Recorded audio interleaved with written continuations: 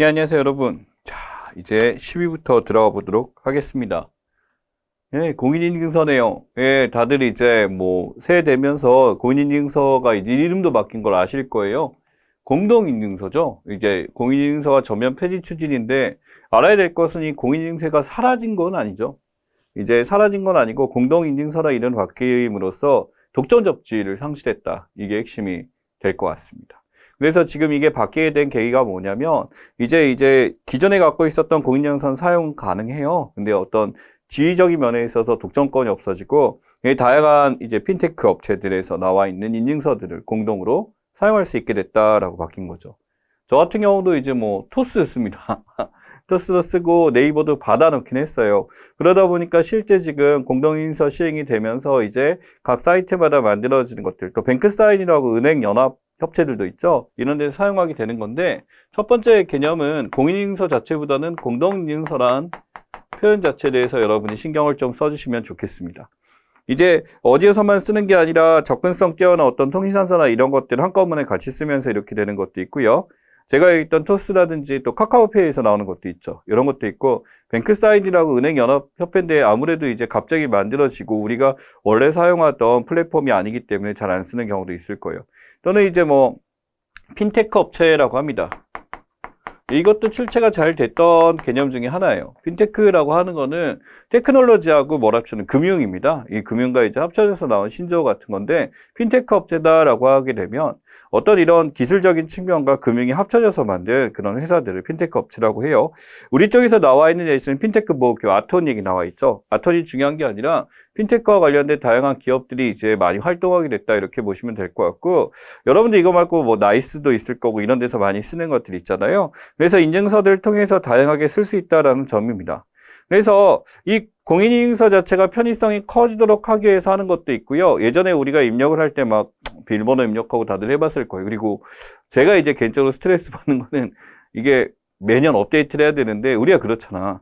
매년 이걸 해야 되는데 제가 하필이면 이게 12월 25일인가 그래가지고 날짜가 이제 늦게 발견하게 되면 갑자기 이제 놀 때 이렇게 되다 보니까 놓쳐서 이제 은행에 가야 되는 그런 사태가 있었죠. 이제는 그거에 비해서 기간도 이제 3년으로 늘어났고 되게 편안해졌습니다. 그러다 보니까 지금 이제 대부분들 받고 있는 인증서 시스템에 대해서 이제 좀 더 사용자 편의적으로 바뀌었다라는 거 기억하시면 되고, 문제로 나올 거는 요 두 개와 함께 실제로 이제 공동인증서를 발행하고 있는 다른 기업들에 대해서 종류가 어떤 것이 있는지 여러분들 정리를 하시면 좋겠습니다. 또한 여기서 개념이 하나 또 있죠. 이게 바로 생체인식 기술입니다. 저 같은 경우도 핸드폰에서 뭔가 이제 정보를 쓸 때 이제 대부분 다 이거, 지문으로 보통 많이 하죠. 제일 많이 씁니다. 지문을 통해서 이제 많이 해서 개인 지문 특성화해서 이렇게 된다라는 것도 있는데, 가끔 이제 경험해 봤을 거예요. 지문 쓰시는 분들. 인식을 못했다, 인식 못했다. 세수하고 나서 갑자기 손에 물 묻었을 때 안 되는 경우도 있고, 얼마 전에 경험인데 김사 먹다가, 이런 경우도 있습니다. 근데 지정맥이라고 해서 혈관 특징인데, 이거는 진짜 이제 비용이 비싸긴 하지만, 이제 정말 이제 보안 자체는 굉장히 강하게 되겠죠. 많이 쓰고 있지는 않은데 이렇고, 홍채 망막 같은 거 눈에 보이게 되면 이렇게 되는 것도 있고, 안면 인식 같은 것도 있습니다. 얼굴 같은 거 해가지고 하는데, 아이폰 광고 기억나시죠? 이제 다른 곳에 씁니다만 그 얼굴 가지고 이렇게 판단하는 것도 있습니다. 행동적 특징으로는 서명 있죠. 서명을 하고 이렇게 됐었는데, 상황에 따라 이게 서명하면은 좋긴 한데, 서명 같은 경우는 사실은 어떻게 보면은 이 모양이나 이런 면에 있어서 복제가 이제 가능하다 보니까 잘 쓰지 않는 방식 중에 하나고요. 음성도 있죠. 이제 음성이라는 게 녹음을 통해서 하게 되면 이게 넘어가기 때문에 아마 좀 더 이제 기술이 개발돼야지만 할 거고, 우리가 뭔가 인증서를 열 때 꼭 소리를 낼 수 없는 위치도 있기 때문에 이 행동적 특징으로 하는 건 좀 드물긴 합니다. 근데 상황에 따라서 이것을 입력해야만 되는 이제 시스템도 있다는 거. 하지만 대중적으로 많이 쓰는 거는 지문이나 홍채, 얼굴 이쪽으로 많이 써서 생체인식 기술 많이 쓰고 있습니다. 어떻게 보면 차세대 보안 기술이긴 한데 이게 또 이렇잖아요. 이 정보라는 게 스마트폰이 입력할 때요, 얘네들이 이제 감독학습이라 그래가지고 우리가 갖고 있는 어떤 그 기준점이 있어요. 이 기준점이 미달되게 해서 통과를 못 되거나 이렇게 돼 있고, 또 이제 이걸 군집화시켜서 이제 무감독학습이라고 해요. 감독학습 써볼게요. 여기 나오진 않습니다만, 이게 뭐냐면은 얘네들이 정보를 가져와서 비교를 할 때 자기들이 이제 우리의 정보를 이제 보관해 놓습니다. 보관해 놔서 일반적으로 이런 경우는 열어줘야지 말아야지라고 제거를 하게 되는데, 결국 이 정보 데이터가 쌓이게 되면서 빅데이터죠. 그러니까 얘네들이 우리의 기술을 가져가서 이제 가져가지 않을까? 훔치지 않을까? 이제 팔리지 않을까?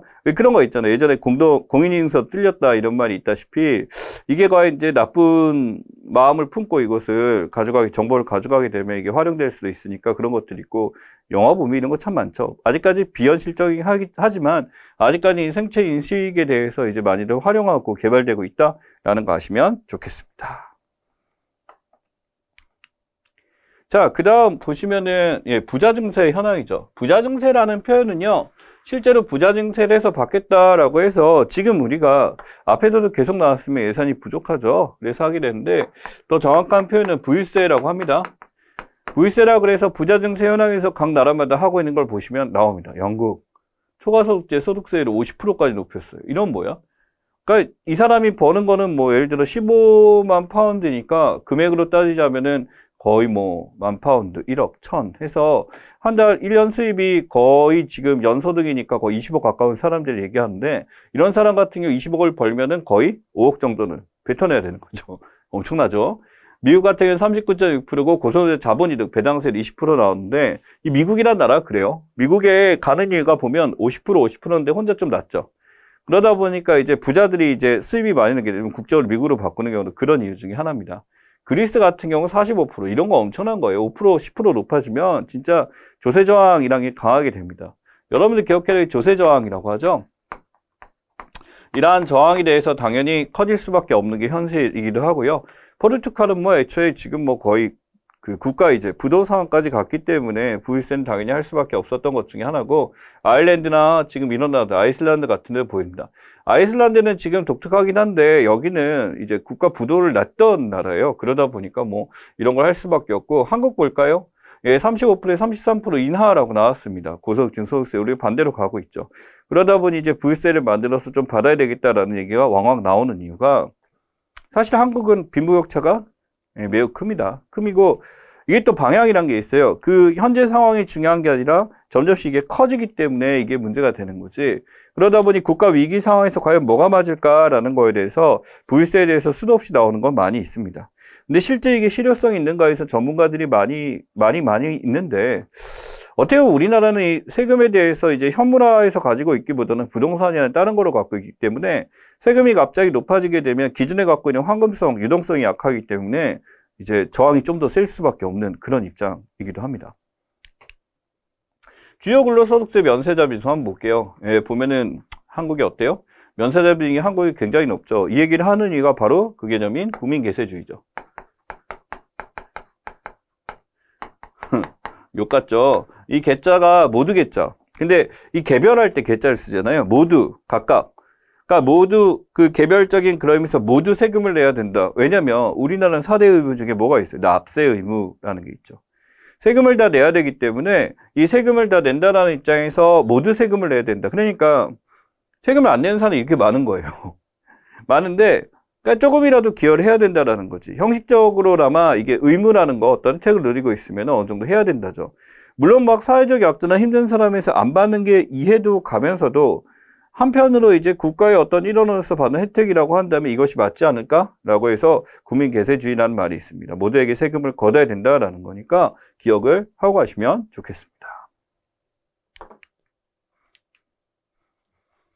예, 입주 안준 유망단지 해가지고 나왔죠? 예, 여기 보면은 서울수 리버부자, 아크로, 리바임, 레미안, 답신리, 미드카운티.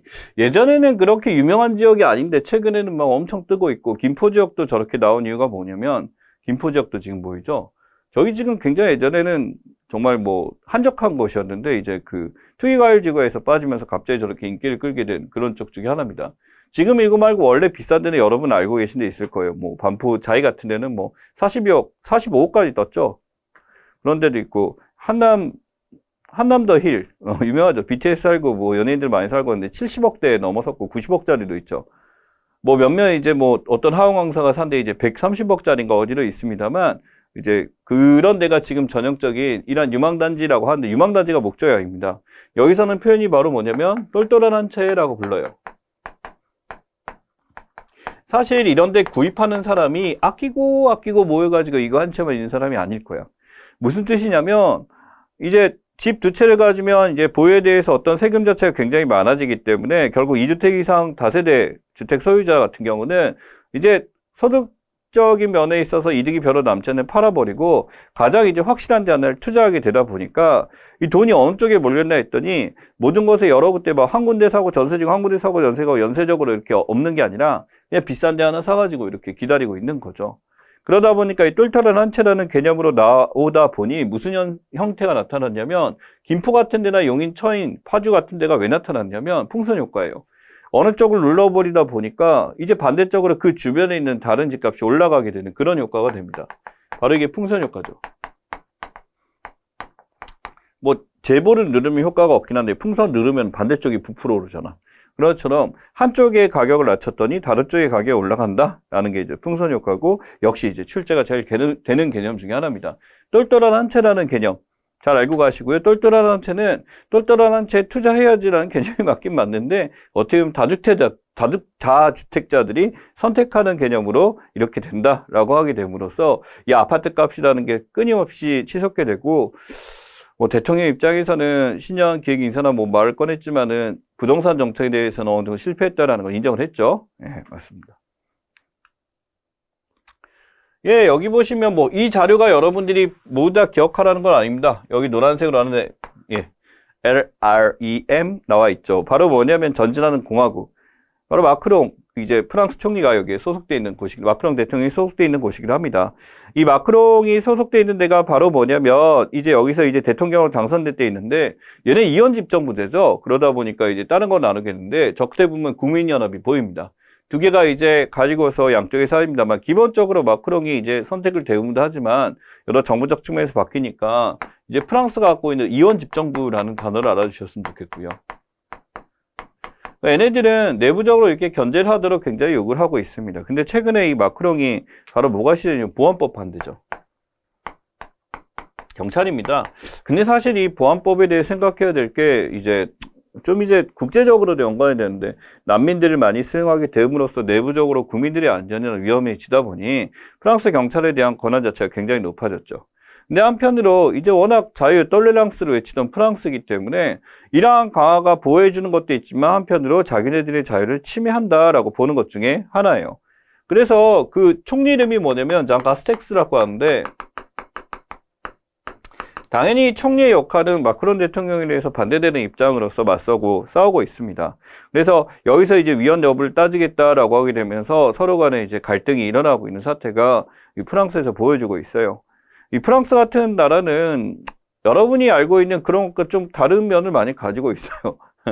이게 굉장히 정말 그 샐러드볼 이런처럼 모든 사람을 다 받고 평화롭고 이제 포용적인 나라인가. 한편으로 숨겨진 거 가보게 되면 굉장히 이런 데 대해서 차별도 강하고 이런 것들이 심한 곳이기도 합니다.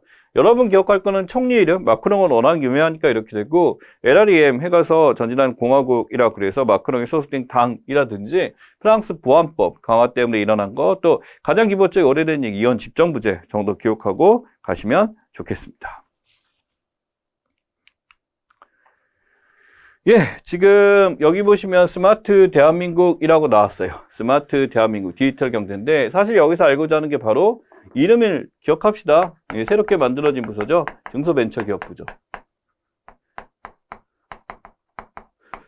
사실 이 중소벤처기업부가 왜 여야 보궐선거에 나오냐라고 한다면 바로 여기 장관입니다. 박영통 장관이죠. 서울시장에서 지금 굉장히 앞서 나가고 있고 뭐 나경원도 나온다 그러고 하는데 누가 이걸 뭐 된다 뭐 서울시장 보궐선거 나온다 이거보다는 보궐선거 이제 우리가 알고 있는 선출직에 자리가 빌 때, 공석이 됐을 때 이제 보궐선거를 통해서 뽑는다라는 거고 이 보궐선거는 어떤 의미가 있냐면 정치적으로 이제 어떤 공석이 생기게 되면 새로 뽑아야 되잖아요. 그럼 그때의 그 국민 민심을 이제 판단할 수 있는 바로미터가 된다라는 의미에서 굉장히 보궐선거의 향방이 중요하기도 하고요. 중소벤처기업부라는 이름도 익숙해져야 됩니다. 이런 장관이 있었어, 이런 부서가 있었어라고 하지만 나름 활동이 많습니다. 왜냐하면은 지금 이 코로나 상황에서 굉장히 지금 이 대기업들이나 그렇지 않은 중소기업들이 무너지는 입장에서 지원이나 이런 거에서 아주 적극적으로 많이 일어났고 뭐 일을 잘했다 못했다라기보다 위기 상황에서 나름대로 잘했기 때문에 평가가 좋아서 지금 서울시장 또 이제 부산시장도 이제 뽑게 되죠. 그러면서 여기서 이제 많이 이제 논란이 되고 있습니다. 왜 부산시장, 서울시장 누가 됐냐가 아니고 여기서는 이 부서와 보궐선거의 개념에 대해서 여러분들 알고 가시면 좋겠습니다. 예, 지금 보게 되면 이 강경화 장관의 북한 대화 복귀 협력 나와 있는데 여기서 보시게 되면 이게 아브라함 협정이에요. 아브라함 협정이라고 그래서 여기는 이스라엘 주변하고 막 다툼이 되게 많았죠. 근데 이스라엘이 어디하고 아랍에미리트하고 이제 협정을 맺게 됩니다. 드디어 평화를 찾은 거지. 그래서 여기 보면 이스라엘과 UAE 간에 지금 이제 협정을 맺게 되면 서로 손을 잡게 된다는데 이때 뭐가 있었냐면 이 트럼프가 일을 했습니다. 예, 트럼프가 이래서 나름대로 이제 뭐 지금은 이제 다운이 됐지만 어떻게 보면 트럼프의 나름대로의 국제적인 협정이라고 볼 수가 있죠. 이런 것처럼 그 다음 타겟이 어디가 되냐면 이런 평화에 대해서 북한과 한국에 대해서도 지금 돼야 된다. 또 미국, 일본 같은 데나 이제 파트너 제시하고 한국 같은 경우도 이렇게 되다 보니까 지금 그 다음 타겟이 우린 거죠. 세계협정을 통해서 국가들이 어떤 관계에 대해서 이상주의적으로 뭉치고 사실 현실주의죠. 현실주의인데 이상주의적으로 뭉치면서 이렇게 보는 것 중에 하나고 여기서는 이제 얻어갈 게 바로 여기 있는 아브라함 협정에 대해서 보시면 될 것 같고요. 아브라함 협정에서 봐야 될 거는 지금 어디하고 어디? 이스라엘하고 UAE, 바레인 간의 관계 정상화 협정에서 손을 잡게 되면서 드디어 화해를 했다라는 거. 그 나라 3개 여기에 속해 있는 거죠. 다음 중 아브라함 협정에 속하는 관계에 있는 국가가 아닌 것은 이라고 해서 미국도 들어갈 수가 있어요. 중재 역할을 했었으니까 그렇게 되는데 다른 나라 나오면 제외하고 골라주셔야 됩니다. 기억하셔야 되고요. 예, 여기 보면은 맨 처음 단어 저 기억하시기 바랍니다. 수능인데 무슨 단어가 보이나요? 문이과 통합입니다. 이 문이과 통합이라는 거는 뭐 관심이 없으셨던 분들은 의아하실 수도 있어요. 문과이과 같이 시험 보는 겁니다. 그럼 이런 생각하죠. 아니 수학도 다르고 과학도 다르고 예전에는요 다 같이 본 적도 있긴 합니다. 예, 그렇게 됐는데 이제 배우는 거에 대해서 지금 보면 공통으로 해서 이렇게 선택을 해서 하게 되는데 이걸 문과이과 상관없이 마음대로 할 수 있게 된다라고 하고요. 공통수학도 마찬가지로 문과나 이과는 이렇게 선택해서 하게 되는데 예전에는 투 트랙으로 이렇게 나뉘었다라고 한다면 이제 선택으로 해서 한꺼번에 한다. 영어하고 한국사는 절대평가이기 때문에 90점 나오면 그때 1등급 나오죠. 여기서는 이제 경쟁이 있을 거고 사회과학 탐구는 문과는 17개 자유선택을 하게 되고 이과는 과학 한두 개 지정해서 과학도 포함해서 반드시 해야 된다라고 나와 있습니다. 뭔 소리가 싶을 텐데 이제 문과에서요 과학시험 보고 대학 갈 수 있는 거예요. 누가 선택할까요? 그죠?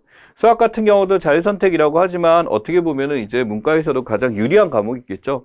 학교마다 전략적으로 이제 고등학교 2학년 때부터 이걸 돌릴 거고 제6과는 완전히 절대평가로 돌아가게 됩니다. 그렇기 때문에 아마 뭐 한국사하고 똑같이 받으면 40점 1등급으로 같이 가겠죠. 처음엔 45점 1등급일 줄 알았는데 이렇게 돌려버리면 누가 불리하려면 특목고죠.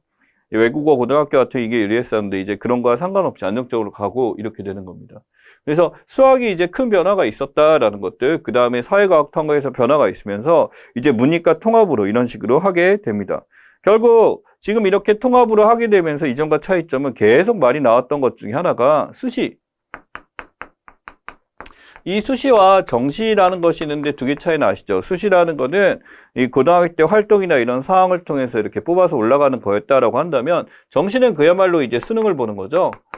왜 이게 지금 점점 강화되면서 학생들이 학교 다닐 때 능력을 봤던 시점에서 이게 공정성이 문제가 되니까 최근에 이제 스물스물 정시를 올리려고 하는 거고요. 정시를 올리게 되면 이제 공부를 이제 집에서 이제 막 여기에 정시에만 집중할 수 있는 재수생들이 강점이 있다라고 하는데 제가 보기에 지금 이런 상황에 대해서 가능을 하겠다만 코로나예요. 코로나다 보니까 이제 집에 있는 이제 재수생들이 유난히 강하다라는 것도 되게 애매하게 됐습니다. 뭐 이거는 분석적인 거에서 결과가 안 나왔지만 여러분 기억할 거는 이제 통합해서 문이과가 함께 시험을 본다. 언제부터? 2022학년도. 지금 현재 고1이라고 하는데 지금 고2 올라가는 친구들이죠. 네, 그 친구들이 지금 이런 식으로 보게 된다라는 거 기억을 하시면 좋겠습니다.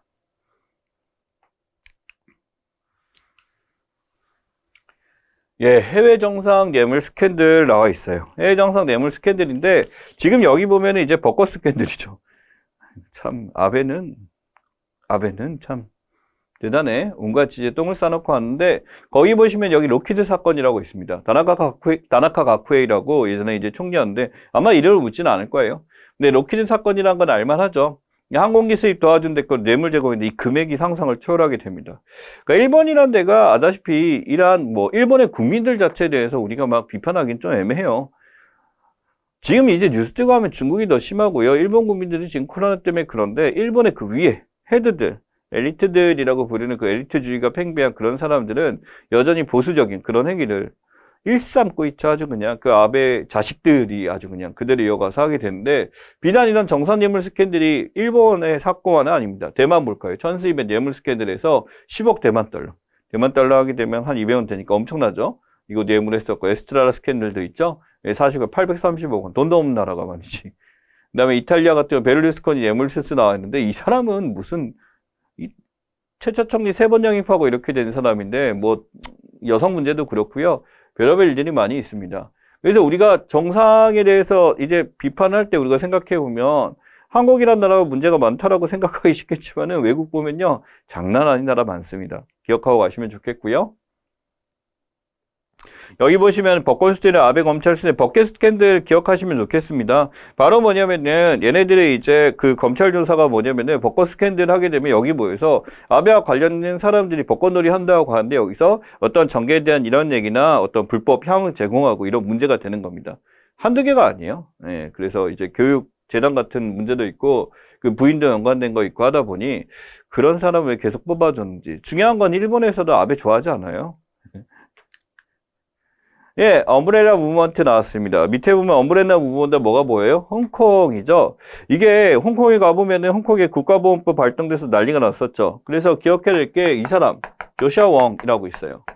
그래서 실제 이걸 이끌으면서 세계적으로 굉장히 유명화 된 케이스가 있고, 홍콩이 이제 민주화운동에 대해서 지금 하는 것들, 여기에 대해서 실제로 얘네들이 했던 운동이 엄브렐라 무브먼트, 우산운동입니다. 노란우산 운동이 되는 거고, 또한 여기 민주화운동에 대해서 이제 중국에서 입장은 다른 거죠. 어떻게 낮을 수가 있겠어. 중국에서 이제 결정난 게 어디냐면 전인대회라고 부릅니다. 사진 보면 압박 셀 거예요. 예, 보세요. 보기에는 무서워. 여기서 지금 뭘 하면은, 그쵸? 예.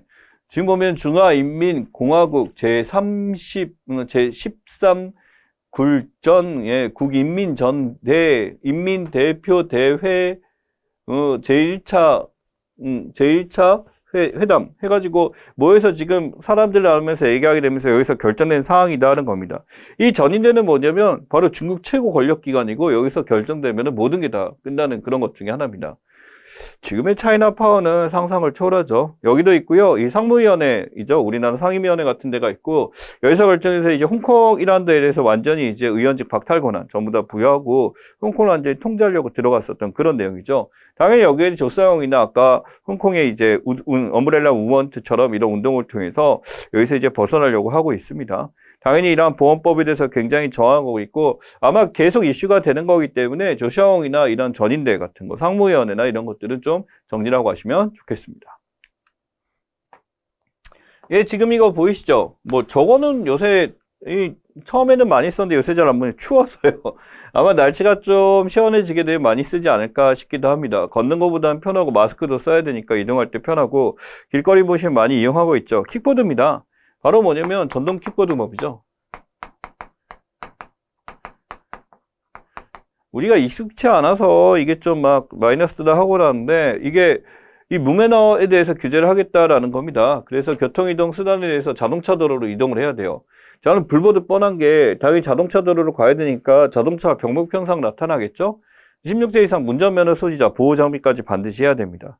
우리가 알고 있는 이제 개인형 이동장치라고 하죠. 개인형 이동장치인데 지금 저런 거라든지 킥보드라든지 이런 것들이 있는데 지금 이게 전기로 이동되게 되면서 하게 됩니다만 행안부에서 이제 도로교통법에 의해서 이제 제한을 걸게 되면서 이렇게 나타나게 된 겁니다. 결국 뭐냐면 세계 최초가 돼요. 전동 킥보드 전용 면허라 그래서 이거 하게 되고 우리가 이제 함부로 이제 탈 수가 없다라는 거죠. 예, 기억해야 됩니다.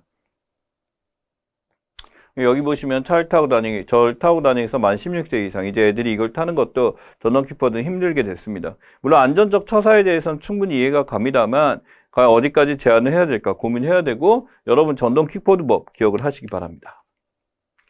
자, 그 다음에 실손의료보험 나왔어요. 위험손해율, 손해액 현황 나와 있죠. 위험손해율이 보다시피 얼마냐면 124.6% 나와 있습니다. 손해액이 지금 엄청나죠. 그러니까 얘네들은 위험손해에서 이게 지금 뭐냐면 실손진료비가 훨씬 더 늘어났다라고 해요. 코로나 때문에 사실 병원 이용 예전보다 낮아졌어요. 이제 제 부인 같은 경우도 원래 한방 가서 어깨 치료나 이런 걸 받았었는데 코로나가 무서우니까 안 가더라고. 근데 우습게도 손실액이 지금 이렇게 늘어났습니다. 2000년 상반기 갖고 5조 8천원까지 하게 되면서 줄지가 않아요. 보면 이제 손해율 자체에 대해서 이렇게 판단해요. 얘네들은 손해를 굉장히 높게 책정하거든. 근데 그것을 넘어서 버린 거야. 이 실손보험이 어떻게 보면은 그래서 이제 선보 입장에서는 너무 힘든 거지. 보험료 부담이 이제 사람들 힘들게 하지만 보험회사 입장에서도 지금 되게 애매한 상황에 들어가게 됩니다. 그 예정위험 보험료라 그래서 이 정도 이제 위험이 나올 거다라고 해서 산정한 것보다 훨씬 더 손해율이 지금 커져버리는 이런 사태가 나타나게 된 거죠. 결국 이러다 보니까 손해율이 커지면 무슨 짓을 할까요? 손해율이 커서 자기네 손해봤으니까 실손보험을 계속 가격을 올리게 된다라는 거죠. 결국 정부 입장에서는 이것에 대책을 마련하기 위해 다양한 방안을 마련하고 있습니다. 여기서는 이제 위험 손해율이라는 거 기억을 하시고요. 위험 손해율이 높아지게 되면 될수록 이 퍼센트가 높아지게 될수록 실손 보험료죠. 이게 점점 상승하게 되게 되고 결국 우리가 어떤 안전하게 치료받을 수 있는 것에 대해서 굉장히 힘들어지게 되는 그런 사태가 나타나게 됩니다.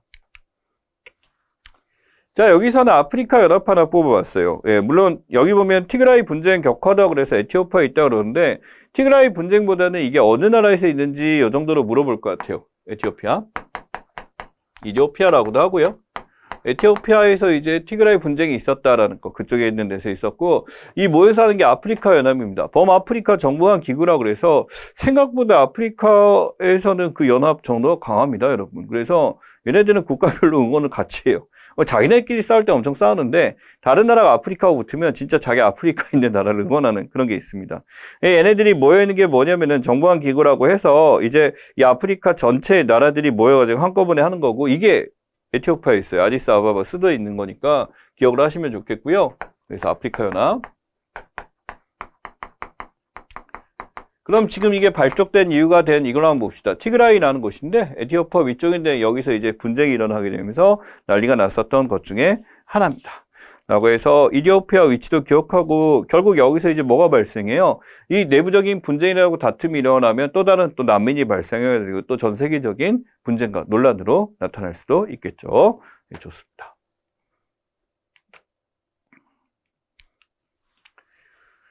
예, 익숙한 그림입니다. 여러분들이 이제 많이 보실 거고 시사적인 거라기보다는 상식으로 알고 계셔야 될 것 같은데 합계 출산율이에요. 이 합계 출산율이라는 것은 한번 생각해요. 합계예요, 합계. 이 아이를 낳으려면 몇 명 있어야 돼? 여자 혼자 아니죠. 남자랑 같이 이제 하게 되다 보니까 2명이니까 인구가 유지를 하면 2명에서 2명이 나와야 되겠죠. 근데 우리나라 볼까요? 0.98. 이거 0.96까지 떨어졌대요. 지금 이거 조사된 게 보면은 18P인데 인구조사 센서스는 금방금방 안 되는 게 워낙 많다 보니까 이렇기도 합니다. 이게 떨어지고 있어요. 근데 의외로 출생한 수가 이렇게 떨어지고 합계 출산이 낮아진다는 거는 우리나라는 완벽한 초저출산 국가입니다. 이 저출산 고령화에 대해서는 우리가 굉장히 심각하게 봐야 될 게 사회 문제에서 가장 큰 걸 잡는다라고 한다면 이 저출산 고령화로 보고 있어요. 근데 코로나까지 겹치다 보니까 이제 아이를 낳는 게 점점 더 떨어지게 되죠. 결국 워라밸이라고 합니다. 여성들이 이제 아이를 길게 해서 환경적인 면을 제공하고 아동 돌봄이죠. 지금처럼 코로나 상황에서 아이들이 학교에 안 가고 인터넷 강의로 수업을 듣는 입장에서 한다면 아이를 낳는 데 대해서 굉장히 고민을 할 수밖에 없습니다. 그러다 보니 여러분 의외로 지금 아동 돌봄이 없으면 안 되는 상황이에요. 왜냐면 코로나 시대에 집에서 데리고 있어야 되는데 맞벌이 부부도 굉장히 많잖아요. 그래서 다양한 대책들이 제안되고 있고요. 또한 우리나라는 뭐 2020 말이죠. 2028이나 9가 되길 완전한 초고령화 사회입니다. 그러니까 21%가 넘어서는 거거든요. 노령 계층이. 그렇게 되면 거기에 대한 대책도 힘들어집니다.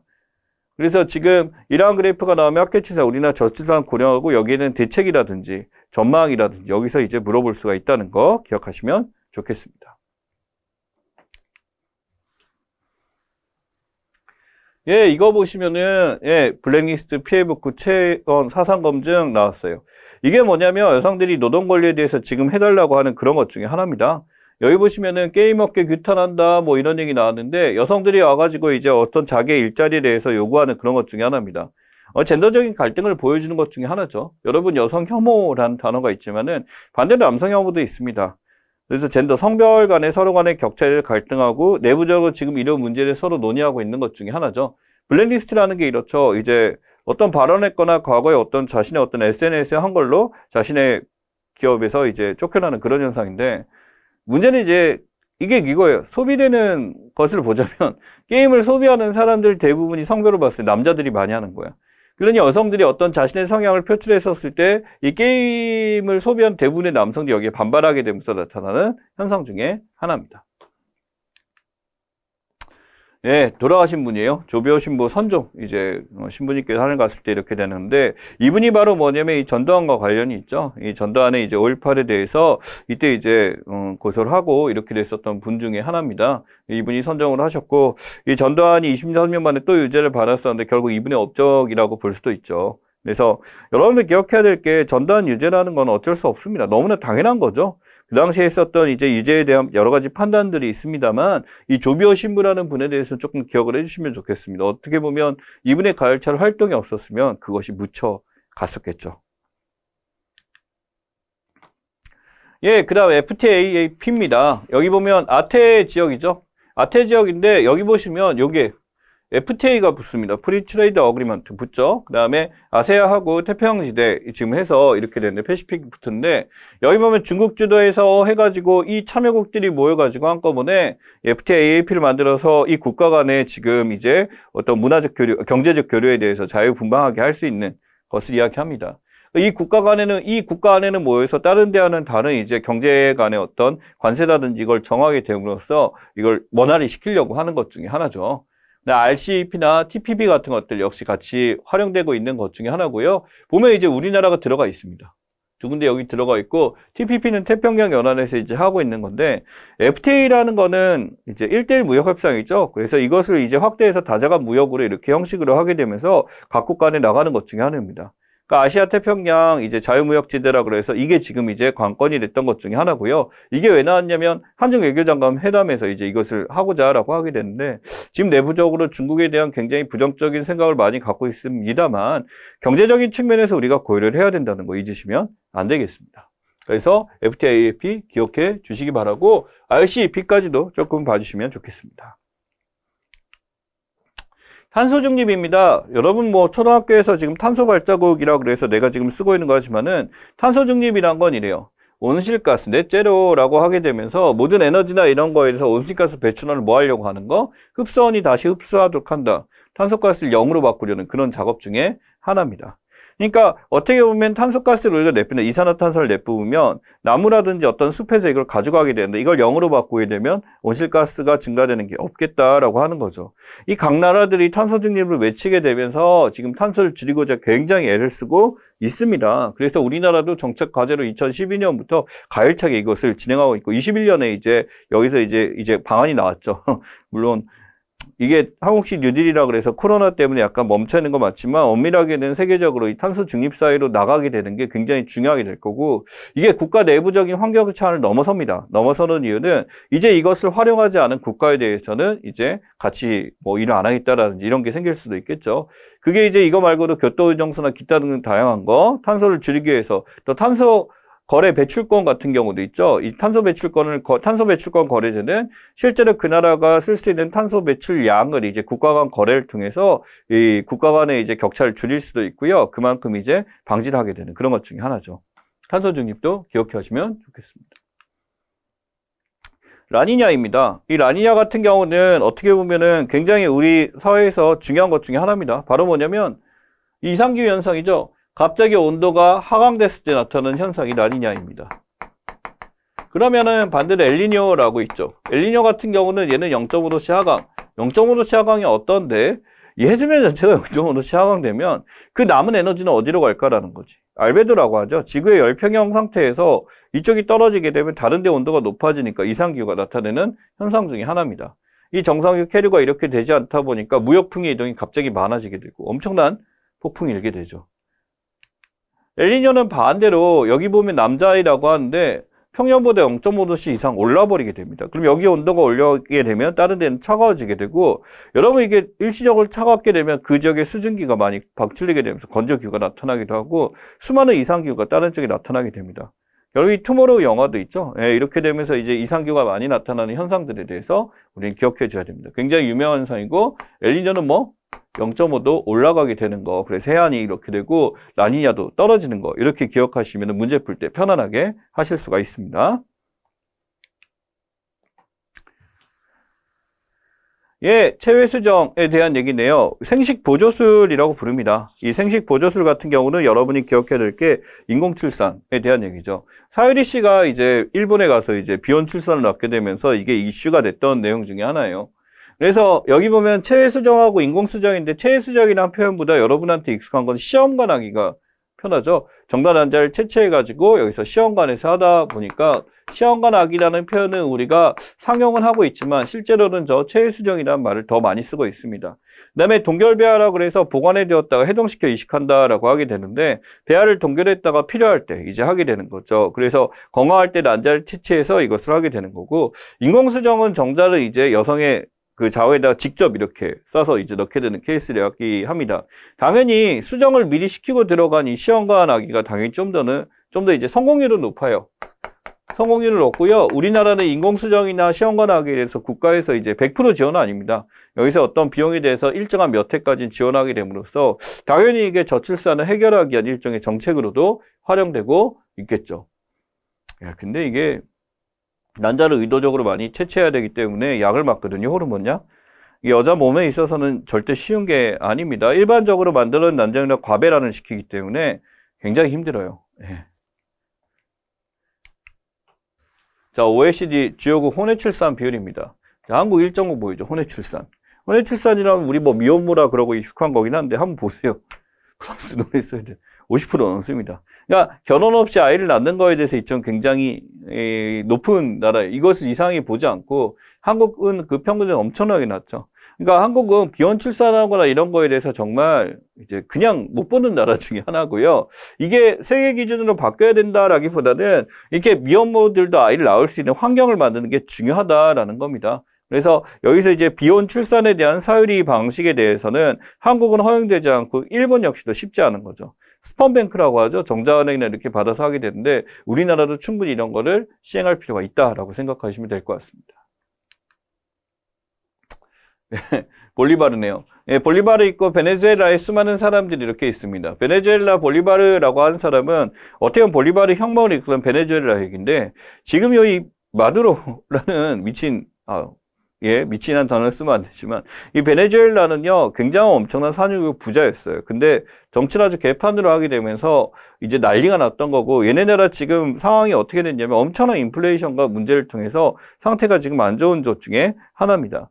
볼리바르는 어떻게 보면 사회주의 혁명의 상징적인 존재고, 각 나라마다 이렇게 사회주의 혁명을 통해서 새롭게 나라를 재건한 케이스는 많이 있습니다. 근데 지금 이제 여권에서 계속 이제 그 마두로가 이제 당선이 되면서 베네수엘라 내부에서 문제가 이렇게 일삼은 사람에도 불구하고 이게 계속되다 보니까 문제가 큰 거죠. 결국 어떻게 보면 미국 입장에서는 사회주의를 붕괴하고 친미주의를 만들기 때문에 미국의 입김도 있었다 이렇게 보는 건데, 여러분이 볼리바르란 거 하나 정도 기억하시면 될 것 같습니다. 베네수엘라의 사회주의 혁명가라고 보시면 되고, 실제로 화폐에서 가장 중요한, 우리나라 치면 세종대왕급으로 이제 인정받고 있는 거니까 기억하시면 좋겠어요. 예, 라스트 마일 딜리버리입니다. 자, 이게 사회적으로 이슈화된 게 뭐냐면, 라스트 마일 딜리버리는 이게 어떻게 보면 유통업체가 택배업체를 통해서 전달되는 것까지 그 일련의 과정들을 다 합쳐서 이렇게 됩니다. 쿠팡 아시죠? 쿠팡에서 이제 로켓 배송이나 이런 것 통해서 한 방에 그냥 물건을 사게 되면 이제 가게 되는데, 지금 우리나라 같은 경우 지금 이러한 이 라스트 마일 딜리버리에 대해서 굉장히 활성화된 나라 중에 하나입니다. 그래서 지금 이게 이슈가 된 게 뭐냐면은, 실제로 이러한 것들이 과연 이제 한꺼번에 이렇게 진행되는 게 맞을까라는 거에 대해서 사실은 이제 그 택배가 지금 코로나 상황에서 굉장히 중요하게 됐죠. 그래서 여기 보니까 라스트 마일은 원래 이게 뭐냐면 마지막 이제 그린마일이라고 영화도 있었지만 이 사행성을 끝까지 걸어가는 건데, 이제 변형해서 쓰게 되는 게 뭐냐면은 실제 이제 마지막 저점까지 유통해서 바로 고객까지 연결되는 그 과정 자체의 표현 중에 하나다라는 거 기억하시면 좋겠습니다. 라이프 고우즈 온. 익숙한 사람도 나왔죠. BTS입니다. 100 밀리언 해가지고 지금 놀라는 표정하는데 BTS는 이제 시험 문제 출제될 가능성이 크겠죠. 얘네들이 이제 싱글 차트 정상이 돼가지고 굉장히 유명해졌고 지금 뭐 어떤 세계적인 어떤 그룹으로 이제 성장을 하게 됐습니다. 이 음원 판매량이 엄청났어요. 물론 음원 판매량에 대해서 뭐 끼워 넣기다 보다 이제 폄하하는 경우도 있지만 그걸 시도하는 가수들이 굉장히 많아요. 그 중에서 이제 BTS는 그만큼 성공을 하게 된 거고요. 여기서 이제 그다음 보면 그래미 어워즈 60일에서 이제 어떻게 보면 BTS가 이제 여기 나와서 이거 엄청난 거다라고 얘기를 하는데 BTS 팬들 입장에는 어찌됐든 지금 BTS는 팬들의 입장뿐만 아니라 우리나라 입장에서는 이제 어떻게 얘기할 수 없는 엄청난 한국을 알리는 선도하는 그룹으로서 성장이 됐습니다. 저는 원래 여기서 그 RM이라고 예전에 다른 뭐 TV 이제 예능 퀴즈 프로그램 나와서 굉장히 친숙하게 보고 해서 응원을 했었는데 이렇게까지 아쉬웠었어요. 그 친구가 나갔는데 아쉬웠었는데 지금은 이제 엄청나게 응원하고 있습니다. 그래미 어워즈란 거 기억을 해주시면 좋겠고 BTS 이제 최초로 이제 이 차트에 올라간 곡 라이프 고우송 같은 건 출제가 많이 되니까 기억하시면 좋겠습니다. 또 이제 뭐 다이너마이트 같은 것도 굉장히 유명하죠. 예, 여기 부평입니다. 부평에 가보시면요. 인천 부평 아시죠? 부평에 가면 미군 부대가 있었던 자리에 있었던 것 중에 하나인데, 여기가 바로 뭐냐면, 미쯔비시 줄사택이라고요. 과거 우리의 강제징용의 흔적을 보여주는 그런 내용 중에 하나입니다. 그러면 이러한 것을 과연 놔둬야 되느냐? 군산에도 가도 이런 게 있죠. 그 일제 잔재 어떤 주택들에 있는 게, 저는 이제 찬성적이긴 해요. 역사교육에 대해서 이런 걸 기억하고 우리가 하게 됨으로써 서대문 형무소에 있는 어떤 체험시설도 비슷한 개념으로서 이게 실제로 체험을 하게 됨으로써 우리가 이제 일본에서 친화적인 그런 게 아니라 실제 느끼는 게 많은데 요새 또 말이 달라졌어. 이렇게 흉물스러운 걸 해서 도시 발전을 지체하고 주변의 상인들이 원하지 않는다라는 거지. 뭐 저는 역사도 이제 지도를 하는 입장에서 봤었을 때 이런 것을 찬성하는 입장이지만 반대하는 입장, 그 지역에 살고 있는 사람들은 원치 않는다. 환경 문제도 비슷하죠. 환경에 대해서 개혁하기 위해서 뭐 댐을 건설하지 않고 뭐 방조제 건설하지 않는다 그러는데 그 지역 주민들이 힘들어한다라고 하는데 반대로 그 지역 주민들은 그런 거 건설해갖고 사람들 많아지면 좋다라고 얘기하는 입장이기도 하고 찬반에 대해서 생각해야 됩니다. 이제 대부분의 입장에서는 아픈 역사도 우리 역사다라고 하게 되면서 찬성 쪽이 좀 더 높긴 합니다만 한편으로 그 지역 주민들의 의견도 수렴해야 된다는 게 찬반 대립이 팽배해 있습니다. 그래서 미쯔비시 줄사택이라는 의미 자체보다는 강제징용의 어떤 역사를 놔둬야 되나 말아야 되냐라는 거에서 인식을 하고 가셨으면 좋겠습니다. 자, 여기 보게 되면은 이제 여러분 들어보셨을 거예요. 성관계 녹음 처벌법인데요. 이거는 이런 거죠. 본인이 어떤 요새 뭐 미투라든지 이런 게 이제 성행하게 됨으로써 자기가 어떻게 보면 미투라는 것에서 여성 희생양도 될 수 있지만 남성들조차도 여기서 보호받아야 된다라는 겁니다. 그래서 자신의 어떤 성관계에 대해서 이게 동조된 거다. 동의가 이루어지고 합의가 이루어진 거다를 남기기 위해서 녹음을 하는 경우도 있어요. 근데 여기 보면 신범을 위험을 느낀 성범죄 피해 녹음을 할 수 없게 되니까 이 법은 필요하다라고 보는 변호사도 있어요. 왜냐하면 반대로 자기 강압적으로 이걸 당한 걸 녹음을 하게 되면 그게 증거자를 남게 되니까. 한편으로 이게 부작용이 있을 수도 있어요. 바로 뭐냐면 성관계가 녹음이 되게 되면 그 소리라든지 이런 걸 변태 같은 애들이 이제 토하게 되니까 이런 게 마치 오용되게 되면은 또 다른 이제 어떤 변태적인 자료로 남게 되니까 이런 거고요. 당사자가 아닌 제3자가 녹음을 처벌한다. 이 반대파죠. 그러니까 제3자가 처벌해야지. 왜냐하면 녹음에 대해서 동조 없이 이루어지게 되면 함부로 하면 안 된다라는 기본적인 법안에서 판단하는 경우도 있습니다. 그래서 이거는 당연히 첨예하게 대립되고 있는 것 중에 하나이기 때문에 일종의 허위고소 방어수단으로서 우리가 지금 이게 녹음이 가능해야 된다라는 것도 있지만은 성범죄 피해자 보호도 필요하기 때문에 이것도 문제가 될 수 있다라는 거에서 녹음 자체가 지금 녹음 자체가 안 된다라고 보는 입장도 있습니다. 그냥 과연 누명을 벗을 방법이 더 중요한 것인가 아니면 녹음 자체가 불법으로 활용되는 게 무엇인가 첨예하게 대립되지만 최근에는 이제 어느 정도 이게 녹음을 이제 상황에 따라 하고 있다라고 하는데 과연 어디까지 갈까는 지켜봐야 되겠죠. 물론 코로나 때문에 예전처럼 그렇게 이슈화가 크게 되고 있지 않습니다만 우리가 다양하게 판단해 볼 문제다라고 생각하시면 좋겠습니다. 두 강에서 여러분 진행된 거 지금 내용에 대해서 제가 중요한 것들, 이슈될 것들 했었고 저희 보시면 이제 퀴즈 문제 있죠. 퀴즈에 대해서 여러분들이 확인을 직접 해보셔야 됩니다. 그래서 퀴즈 확인도 하고 나머지 정말 이슈될 것, 우리가 키워드라고 할 것들을 살펴볼 거고요. 그 다음에 저희 쪽에서 준비한 시대고시, 시사상식, 예상 문제도 다시 한번 확인해 보도록 하겠습니다. 예, 수고 많이 하셨어요.